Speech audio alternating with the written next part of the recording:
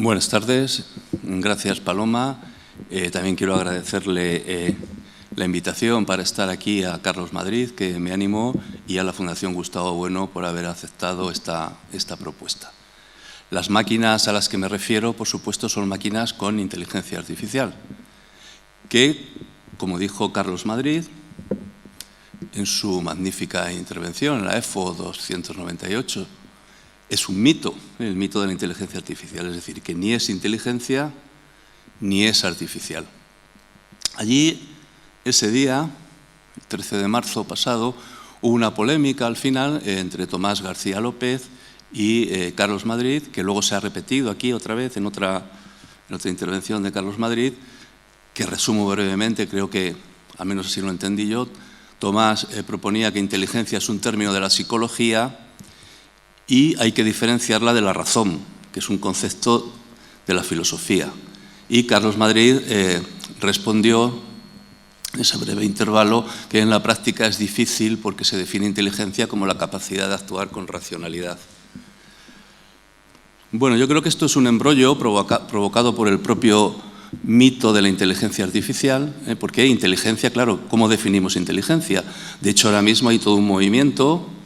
En España se acaba de publicar el libro Inteligencia de las plantas del catedrático, el filósofo de la Universidad de Murcia, Paco Calvo, y no es que le llame Paco porque tenga mucha confianza con él, sino porque él firma así sus artículos científicos, como Paco, que tiene un laboratorio en el que se dedica a anestesiar plantas y efectivamente las plantas se anestesian, por tanto él deduce que tienen inteligencia, razón y demás, ¿no?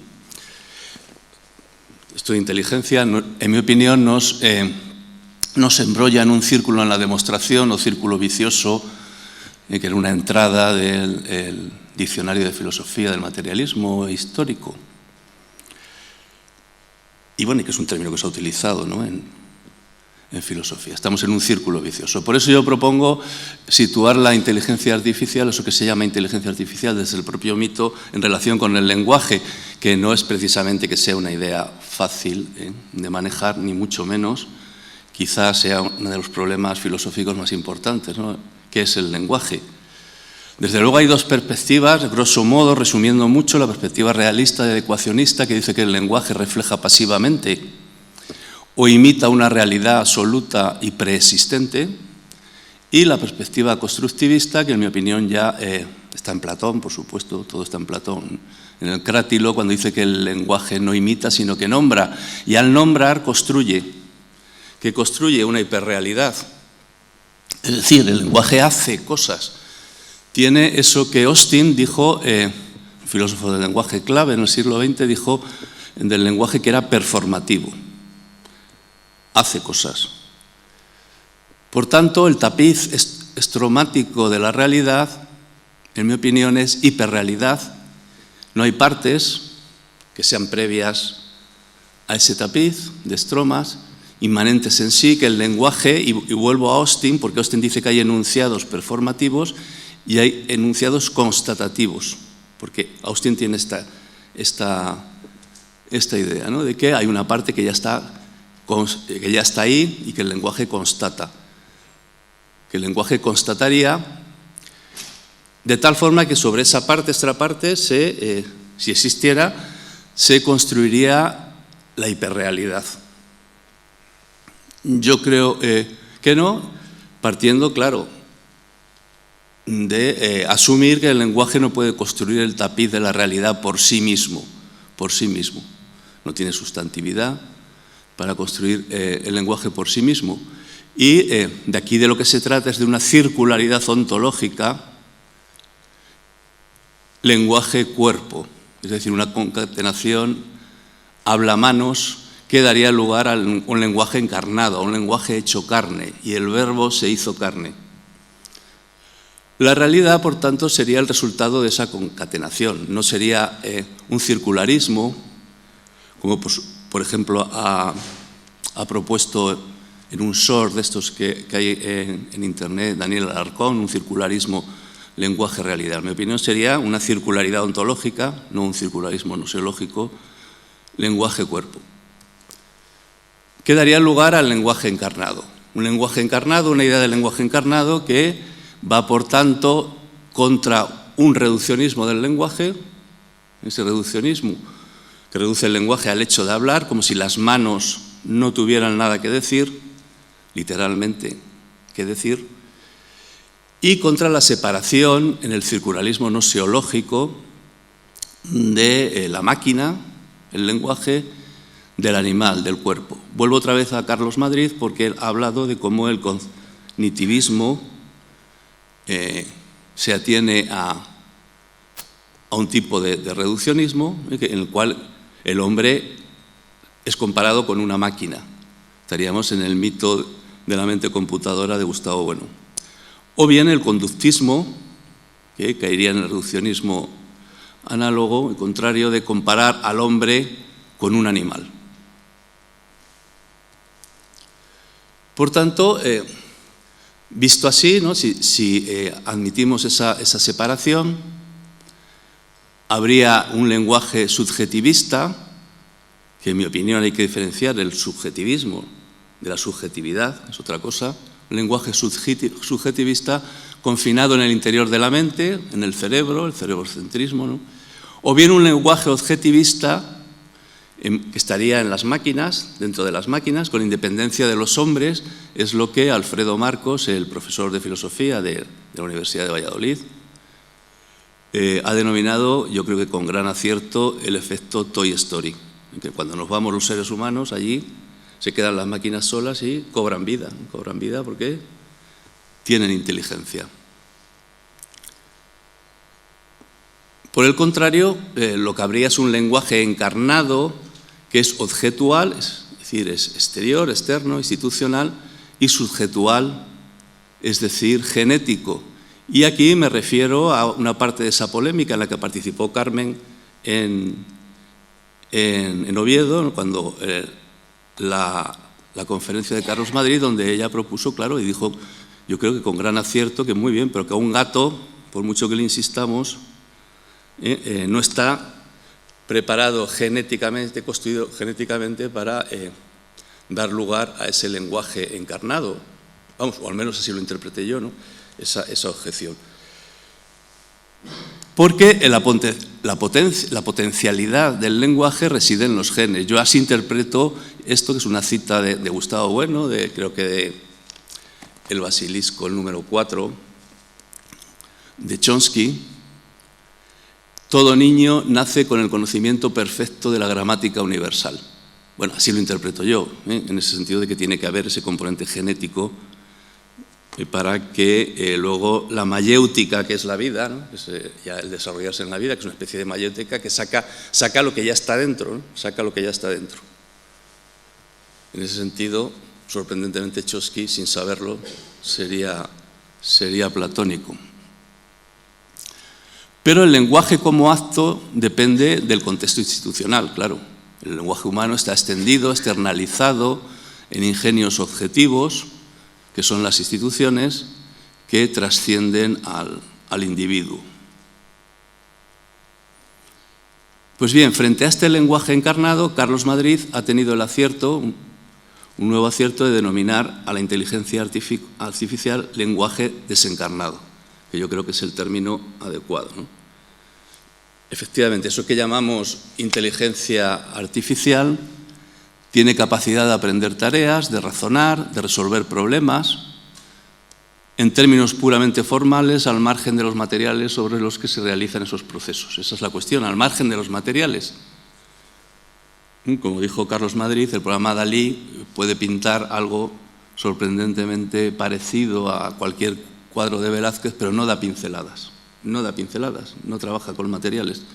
Y por tanto, eso que hace el lenguaje desencarnado es al margen de la técnica, al margen del sustrato material, y el lenguaje se reduce solo a operaciones mentales, formales, no corporales.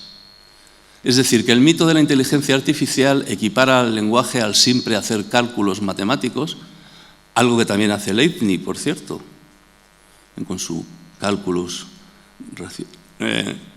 racionalizador, ¿no? Su cálculo racionalizador. Reglas formales, algoritmos lógicos, porque en el fondo cuando hablamos de inteligencia artificial estamos hablando de algoritmos, probabilísticos o estadísticos que hacen un cálculo de probabilidades, que es un cálculo estadístico. Y desde el punto de vista de la gnoseología, por tanto, aquí de lo que se trata es de una hipóstasis de la sintaxis y un olvido de la semántica y la pragmática, ¿no? Esos tres ejes del campo gnoseológico. Una hipóstasis de la sintaxis y se deja de lado la semántica y el eje pragmático. Bueno, esta es la introducción que yo quería hacer, situando el problema donde yo creo que hay que situarlo. Yo ahora voy a hablar de medicina y de la relación entre inteligencia artificial y medicina, y en primer lugar de lo que no es medicina, en el concepto que yo tengo de medicina, que es la investigación. La medicina no es una ciencia ni se dedica a la investigación biológica. Pero la investigación biológica, aquello que nos aporta la biología a la medicina, es un saber de primer grado. Por tanto, yo estoy hablando de la medicina de tradición hipocrática basada en las ciencias modernas, pero de tradición hipocrática, que no es una ciencia, como dice la teoría del cierre categorial, no tiene un campo categorial propio y cerrado, sino que es una multiplicidad de tecnologías con ciencias dentro metidas, tecnologías que implican saberes y categorías de primer grado. La medicina es una categoría con cierre tecnológico, es decir, una práctica beta 2, basada en ciencias tipo alfa, fundamentalmente la biología. Pero, como dice Gustavo Bueno, la biología y la medicina son afines. Sin embargo, la afinidad entre biología y medicina incluye relaciones de incompatibilidad muy profunda, y una incompatibilidad muy profunda que da lugar a conflictos permanentes. Por tanto, todo aquello que atañe a la biología como algo incompatible o que produce una incompatibilidad con la medicina, pues no serviría para responder a esta pregunta, que es la que yo intento responder aquí, si puede esta tecnología de las máquinas con inteligencia artificial sustituir a los médicos. Estaríamos en otro campo. Por eso quiero separar ese campo, porque se confunde con el de la medicina. Es la investigación científica biológica, en el que hay grandes avances y más que va a haber desde por la introducción de esta tecnología. Ahora mismo en biología se está corrigiendo un error que en mi opinión hubo, que es centrarse en el genoma. El genoma no ha dado los resultados del estudio del genoma que se pensaban. Hay que investigar el proteinoma, es decir, las proteínas, porque las proteínas son nanomáquinas, y aquí no entro en definiciones, simplemente son máquinas pequeñas, biológicas, que controlan todo lo que hacen las células. Todo el funcionamiento celular, tanto patológico como fisiológico, está controlado por proteínas, y conocer las proteínas va a ser la base del desarrollo en el campo de la biología, incluyendo la generación de nuevas proteínas por síntesis y que sean funcionales, actuando como fármacos, por ejemplo. Ya las tenemos, ¿no? Bueno, esta investigación tiene tres fases, dos son con inteligencia artificial y una es con experimentación biológica en laboratorio, biología experimental. La primera fase es diseñar nuevas proteínas, determinando su composición lineal. Eso se hace con inteligencia artificial, se está haciendo. La segunda, que es la más importante y la más dinero va a generar seguro, es la predicción del plegamiento de su estructura. Conocer el plegamiento de las proteínas era hasta hace poco casi imposible, llevaba muchísimo tiempo. Sin embargo, el plegamiento es lo que nos permite saber la funcionalidad de esa proteína. Y hasta hace poco podía llevar años conocer el pliegue, cómo se pliega, que es una cosa asombrosa, cómo se pliega tremendamente compleja una proteína. Y por último, la síntesis biológica, que ya es esas proteínas determinadas, nuevas en su composición y construidas, y de cuya estructura tridimensional, y que conocemos su estructura tridimensional, ya probarlas en bacterias o animales modificados genéticamente, como las ratas atímicas y demás, ¿no? Bueno, en la primera fase hay una española muy buena y que tiene ya algún premio, Noelia Ferruz, del Instituto de Biología Molecular de Barcelona, donde utiliza ChatGPT. Y simplemente con ChatGPT determina proteínas nuevas con secuencias de aminoácidos que no existen en la naturaleza y que pueden ser funcionales. Aquí las posibilidades son enormes porque una proteína tiene 100 escalones, 100 eslabones, y en cada uno podemos situar uno de los 20 aminoácidos, por tanto el número de combinaciones posibles es mayor que de átomos existentes en el universo. Entonces, las proteínas posibles pues son muchísimas. En la segunda fase es donde se predice el plegamiento, y aquí ya se han utilizado pues, dos productos, uno de Google, que están en competición, y otro de Facebook, Alphabet, el AlphaFold 2, que en un artículo que ha tenido mucha repercusión en el Nature del 2021, predijo 20.000 estructuras de proteínas en un tiempo nada, en horas, según contaban los investigadores. Ya digo que antes para conocer la estructura de una proteína se tardaban meses o años, y luego llegó poco tiempo después, unos meses después, Meta de Facebook, el ESM-Fold, que va 60 veces más rápido. Entonces, bueno, abre un campo para la industria farmacéutica de nuevas moléculas, dianas para fármacos y tal. Otro campo muy interesante, porque me van a perdonar, pero bueno, siempre que hablamos los médicos, en eso nos parecemos a los curas preconciliares, ¿no? No a los de ahora, a los preconciliares, siempre acojonamos, ¿no? Un poco. Pero si esto no cambia, la mayoría de los que estamos aquí vamos a morir por que vayamos un día al hospital a hacernos una prueba o cualquier intervención pequeña y adquiramos una superbacteria multiresistente a todos los antibióticos y vamos, esto se va a convertir en la primera causa de muerte si no se cambia. Y hay posibilidades con esta tecnología de encontrar nuevas moléculas para las bacterias, las superbacterias, ¿no? Por ejemplo, la que vamos a ver ahora es un artículo de investigadores del MIT con inteligencia artificial que han logrado identificar un antibiótico frente a una bacteria terrible, una bacteria multiresistente que probablemente es la que más mata. Ha matado a más soldados del ejército de Estados Unidos, que es la primera causa de muerte en las infecciones, en los conflictos bélicos, la Baumani. Si te la coges en el hospital, estás condenado. Pues un algoritmo de aprendizaje automático ha identificado estructuras, porque claro, esto parte de una cuestión muy interesante, que hay cientos de estructuras ya conocidas, incluso de medicamentos que se utilizan para ciertas indicaciones, que pueden servir para otras. Y no tenemos que investigar nuevos medicamentos. Con los que ya hay, los cientos que ya hay, se hace que estos algoritmos, a partir de un patrón, claro, aquí están los investigadores proporcionando un patrón para que identifique estructuras químicas, pues tras analizar 6.680 compuestos de un banco de datos de medicamentos y sustancias activas, en menos de 2 horas identificó unos cuantos. Los investigadores pasaron al laboratorio, claro, esto exige siempre pasar al laboratorio, probarlo experimentalmente y encontraron que un medicamento que se usaba para la diabetes, por tanto no tenía nada que ver, un medicamento para la diabetes, pues es un potente antibiótico contra una bacteria contra la que no había hasta ahora nada, prácticamente, que es la abaucina. Bueno, todo esto está muy bien y por supuesto nos interesa a todos los que estamos aquí, creo yo, y a la medicina, pero no es medicina. No es medicina porque la medicina es conservadora y no tiene una finalidad científica.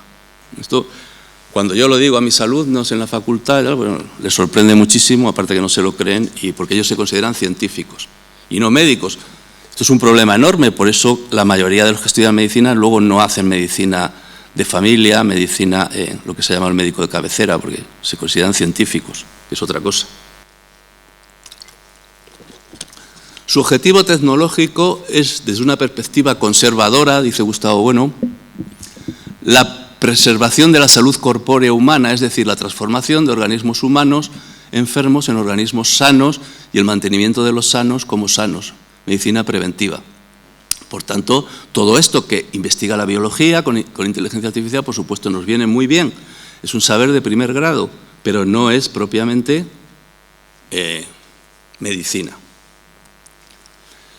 La medicina es un saber hacer profesional con un componente científico estricto de tipo alfa, ya lo he dicho, medicina de tradición hipocrática basada en las ciencias modernas, fundamentalmente basada en la biología.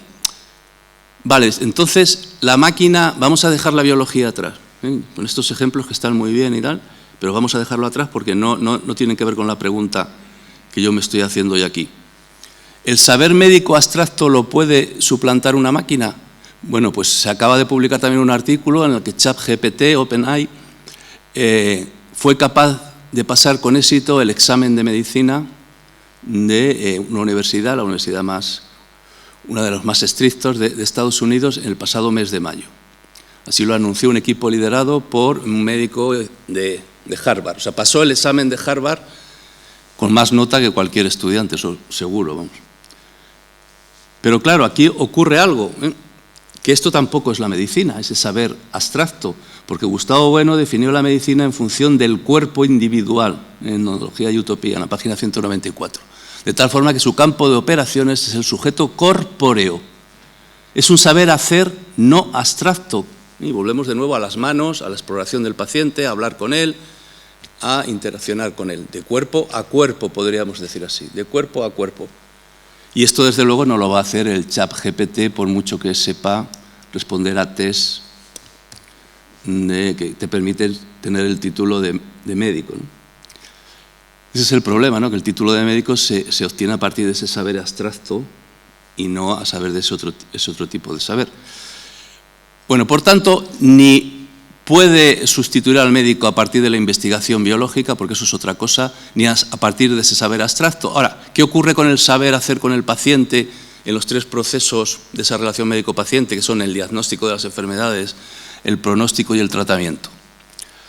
Bueno, pues como dice Carlos Madrid, las máquinas de inteligencia artificial son herramientas auxiliares que forman parte de una red en la que el ser humano es fundamental para que todo eso tenga sentido, si no, no lo tiene en absoluto y tampoco puede funcionar.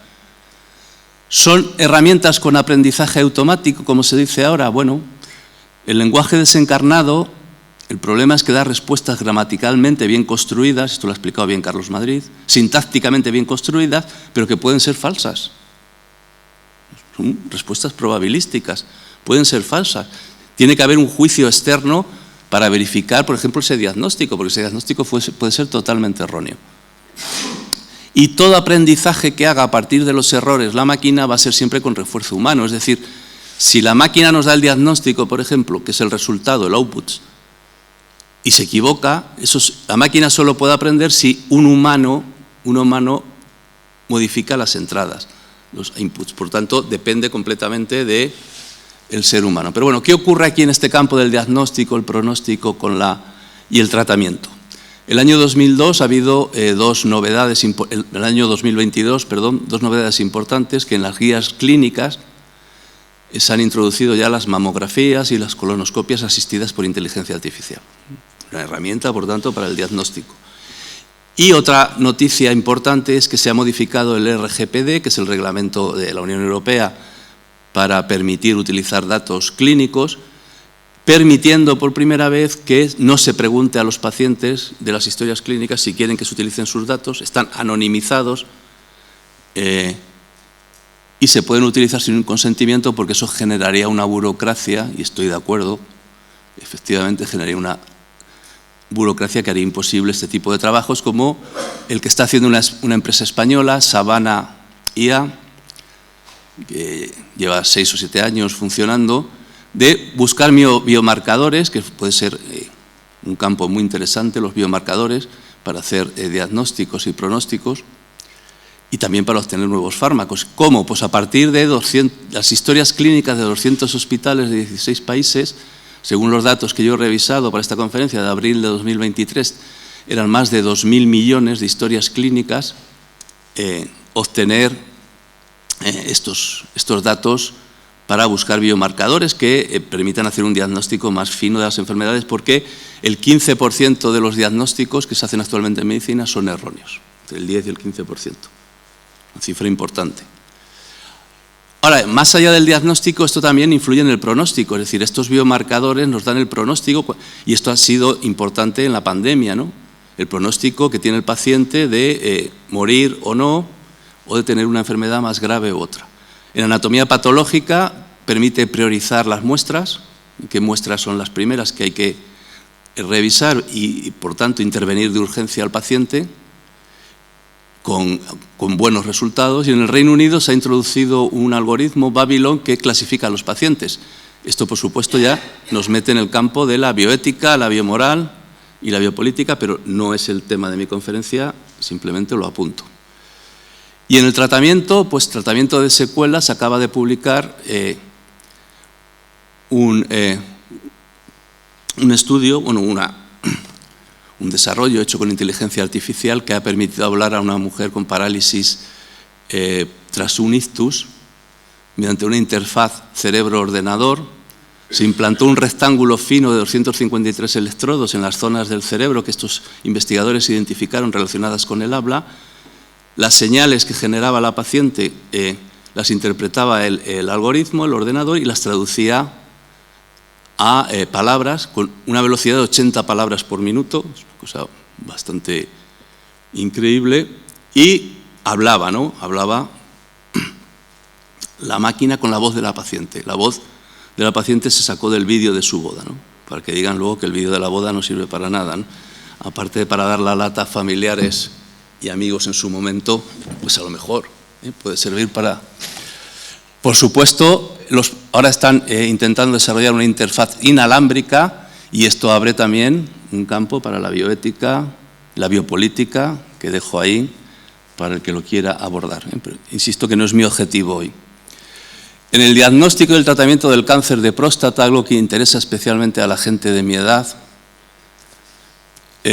pues ha avanzado, ha supuesto un gran avance el robot Da Vinci 11, yo lo estoy mirando, por cierto, unido a Es decir, en el mismo robot se pone un ecógrafo en 3D y hace una biopsia a la máquina, y en ese mismo momento te dicen si hay cáncer de próstata operable o no operable, y el robot opera, lo cual acelera muchísimo todo este proceso y opera además con una precisión, porque permite respetar los haces neurovasculares prostáticos y evitar eso que tanto miedo nos da a los que estamos de la próstata, ¿no? Que es la impotencia irreversible.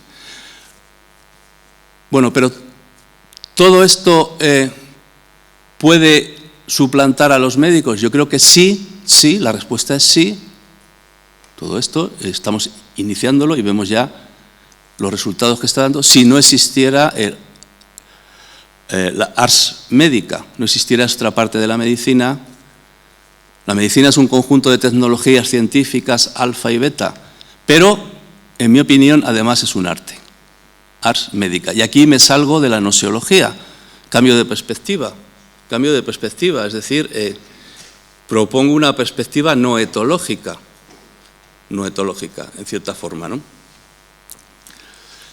Ars médica sería esa medicina que, sin perjuicio de todo lo que he dicho, por supuesto, sin perjuicio del saber abstracto y del saber hacer con el paciente, desde lo que nos aporta el saber de primer grado, las ciencias alfa, se basaría en el acto médico como una relación médico-paciente, análogo a la obra de arte, por supuesto, una escala artesanal, sería un arte adjetivo, para mí sería un ejemplo de arte adjetivo o servil, está al servicio de el acto médico. De tal forma que la obra quedaría circunscrita al resultado, a la resolución, digamos, médico-paciente, que siempre se espera que no sea exitus, ¿no? Esto hace mucha gracia a la gente que no sabe terminología médica, ¿no? Exitus, ¿no? Y el acto médico acabó en exitus, que es decir, en la muerte del paciente. Que no sea exitus. Y esa obra, pues incluso, aunque quede circunscrita esa relación cuerpo a cuerpo, como decía antes, una relación eminentemente individual, la del médico, la medicina, con el cuerpo del paciente, pues se puede publicar en una revista, en una comunicación, en un congreso, en un libro, etc. Por tanto, en la relación médico-paciente, y vuelvo a Carlos Madrid otra vez, lo que cura es el ceremonial. Y Carlos Madrid habló del efecto del pájaro dodo, tomándolo de Alicia en el País de las Maravillas, que es una teoría de Rosenbeit, un psicólogo en 1936, que estudió qué diferencia hay entre unas psicoterapias y otras, cuando entre ellas no se pueden ni ver y proponen cosas teóricamente opuestas y contradictorias. Pues el resultado es el mismo. el resultado es el mismo. ¿Y cómo se explicaba este efecto que siendo psicoterapia psicoanalítica, psicodinámica, conductista, cognitivista, al final el resultado sea el mismo? Por el factor común de eficacia de todas las psicoterapias es la dimensión afectiva entre el terapeuta y su paciente. Las psicoterapias aprovechan el vínculo entre médicos y pacientes, que es una de las conexiones más especiales y únicas entre las personas de nuestra sociedad. Gustavo Bueno, hablando de la magia, ya lo dijo. La verdad pragmática de la magia procede de que logra resultados positivos y el acto médico tiene que ver con la magia. El efecto positivo de la ceremonia mágica es una forma de efecto placebo. Marino Pérez Álvarez, muy relacionado también con el materialismo filosófico, a nivel usuario, es una frase que a mí me gusta también utilizar, porque yo también me considero como él a nivel de usuario del materialismo filosófico. El Médicos, Pacientes y Placebos, editado en Pentalfa en el año 90, dice: la modificación de los propios recursos inmunitarios, de los niveles de corticosteroides en plasma o la secreción de endorfinas consecutiva a la participación en determinadas ceremonias y otros muchos procesos psiconeurológicos tiene influencias probadas en la regresión de tumores o en la remisión de algunas enfermedades víricas.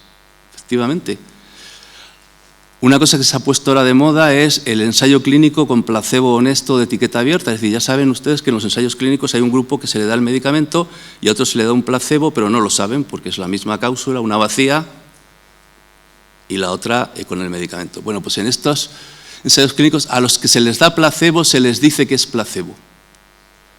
¿Y cuál será la sorpresa de muchos investigadores? Que resulta que tiene el mismo parecido efecto decirles que es placebo que ocultárselo. Por tanto, el efecto placebo no está en el doble ciego, no está en la ocultación, o no está del todo. Hay una revisión sistemática del año 2021 que evaluó 13 estudios con casi 800 participantes y concluyó que en los estudios con placebo abierto, en los grupos con placebo abierto, había efectos positivos significativos. Y decía el doctor Kapkut, que es el que hizo esta revisión sistemática: el hecho de que lo prescriba un médico también es clave. El placebo no tiene que ver con la pastilla, es el ritual. Bueno, una forma de decir es la ceremonia. Por tanto, la relación médico-paciente, aquí es donde propongo yo la perspectiva nosiológica, puede ser disociada en un momento tecnológico, en que dos individuos, el cuerpo del médico y el cuerpo del paciente, se encuentran dos logos encarnados, se encuentran a través del lenguaje, claro. Y un momento tecnológico que tiende a reducir un término, y un momento tecnológico en el que se encuentran los dos cuerpos ya con las prisas, y un momento nematológico que tiende a reducir un término a otro. Al paciente, pues como ocurre, por desgracia, que el paciente es un simple número, es un dato en la historia clínica, es algo que ha quedado anulado. El otro día me contó una amiga que, bueno, el otro día no, hace ya más de un año, que estaba tomando copas con un amigo médico y dijo: pues mañana voy a ir a tu consulta, que era ginecólogo. Además, fue a su consulta y al acabar la consulta le dijo: oye, que soy yo. Anda, eres tú. Porque había estado toda la consulta y ni la había mirado siquiera. Que si la historia clínica, que si el historial, que si tal, que si igual. Habiéndole dicho el día de antes que iba a ir a verla, así que imaginemos los que no son ni amigos ni les hemos avisado a este tipo de médicos. El paciente se reduce, no se ve, no hay cuerpo, no es que no haya cuerpo, ni un lenguaje encarnado, es que es el número de una historia clínica. Y el médico se puede reducir a una máquina con la inteligencia artificial. Porque, como dijo Gustavo Bueno, y esto a mí es una cosa que me impresionó la primera vez que lo oí, por la enorme certeza que encierra estas ideas aquí, expresadas por Gustavo Bueno, hablando del Quijote precisamente, ¿no? El mínimo numérico de las personas existentes es 2, pero conduce inevitablemente al monismo, reduce un término al otro, o el médico reduce al paciente o el paciente reduce al médico, una máquina. Ahora los pacientes dicen: no, yo no quiero ni ver al médico, que me hagan resonancias magnéticas, ya al médico para lo que va a hacer. Y esto es lo que hace la medicalización y el fundamentalismo tecnológico, en el que se basa este mito de la IA como sustituta de los médicos. Porque, y aquí vuelvo a la ontología, con perdón, porque voy a hablar de M, entre un cuerpo y otro hay discontinuidad. Entre el cuerpo del médico y el cuerpo del paciente, en mi opinión, hay discontinuidad e inconmensurabilidad. El médico toma una posición, la de su saber abstracto, todo lo que sabe, y llega al paciente y esos, los que hemos trabajado, yo trabajé poco como médico, pero como médico, verdaderamente médico, no profesor de universidad, cada paciente que llega te echa abajo, es una contradicción a tu posición de saber abstracto, es una contraposición, y con lo cual por eso hablo de una racionalidad no etológica, luego hay una resolución, un resultado, ¿no? Pero el problema es que hay una discontinuidad entre esos dos lenguajes encarnados, entre esos dos cuerpos, entre esos dos estromas o instituciones, que también los podemos denominar así. El médico es un estroma y una institución, y el paciente es un estroma y una institución. Y esa discontinuidad remite a M.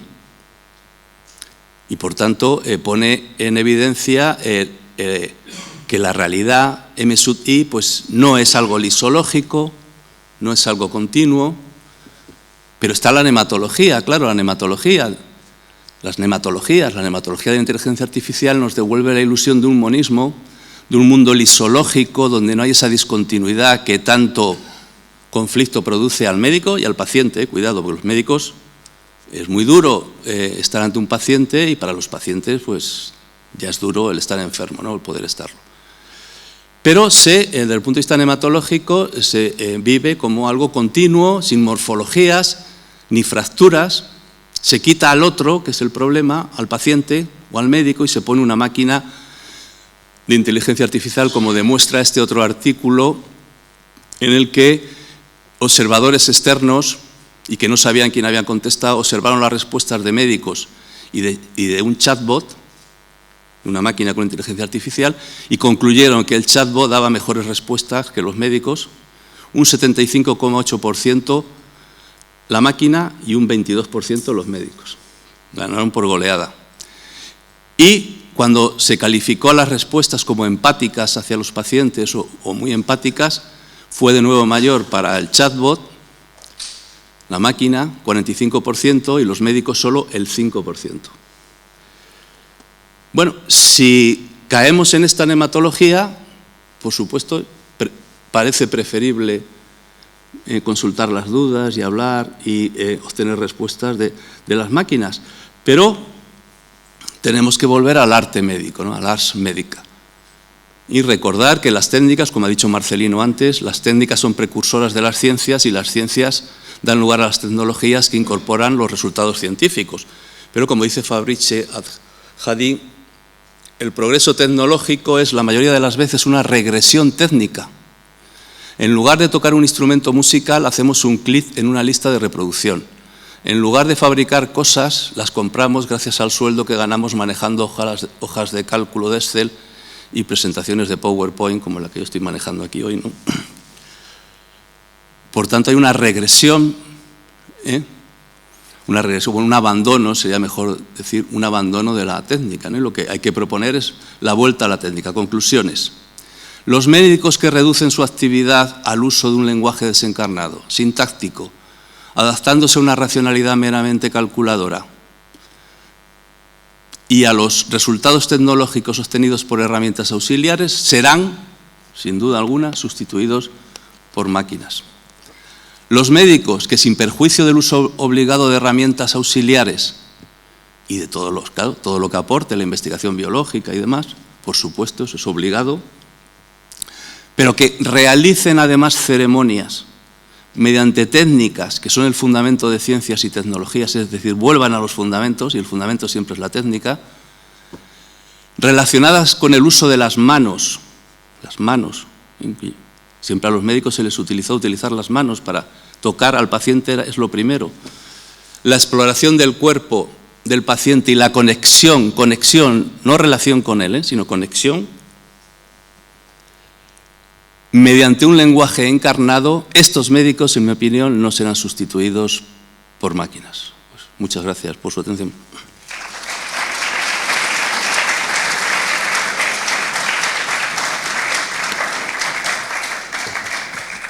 No sé si hay tiempo para... No. mejor, porque si así